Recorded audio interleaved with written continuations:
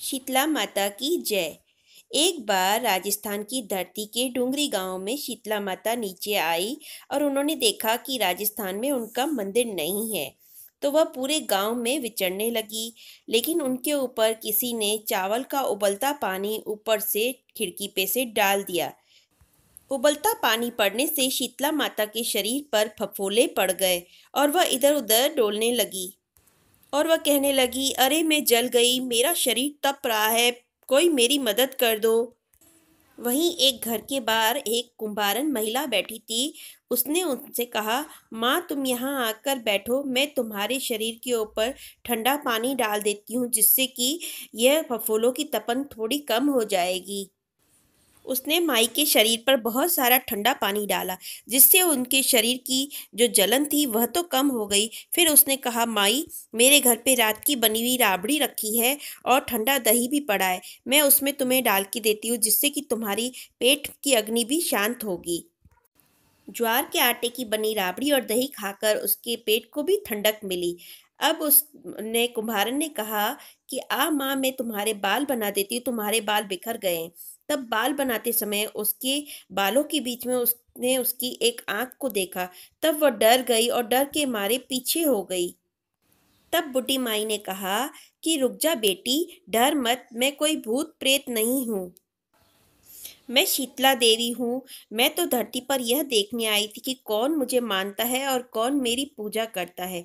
फिर उन्होंने उसे अपना असली रूप दिखाया। हीरे जवाहरातों से जड़ित शीतला माता उसके सामने प्रकट हो गई। उनका यह रूप देखकर कुंभारन जो है सोच में पड़ गई।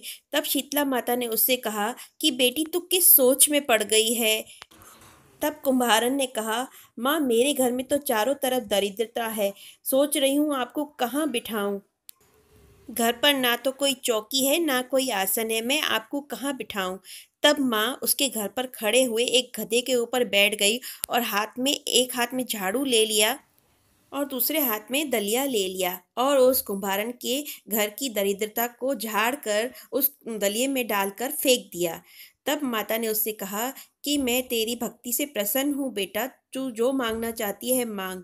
तब कुंभारन ने कहा कि माता, आप इस जैसे मेरी दरिद्रता को दूर किया है, वैसे ही आप सभी मेरे गांव वालों की दरिद्रता को दूर करो और आप यहीं पर विराजित हो जाओ। होली के बाद जो सप्तमी आए उस पर आपके ऊपर जो भी ठंडा जल और बासी खाना रखे, वह आप उसकी पूजा को स्वीकार करना, उसकी दरिद्रता को दूर करना, पति का अखंड सुहाग देना। और जो पुरुष भी आपके ऊपर ठंडा जल चढ़ाए और नारियल के फूल चढ़ाए, उसके धंधे में भी बरकत करना।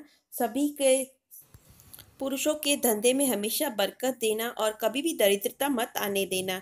तब माँ ने उसे आशीर्वाद दिया। तब माँ ने कुम्हारन को वरदान दिया कि सबसे पहले मेरी पूजा का अधिकार कुम्हार जाति को होगा। और उसी दिन से माता शीतला वहाँ विराजित हो गई और वहाँ पे उनका मंदिर बना। अब उस जगह का नाम शील डूंगरी हो गया है और वहाँ पर हर होली के बाद सप्तमी पर शीतला माता का मेला लगता है।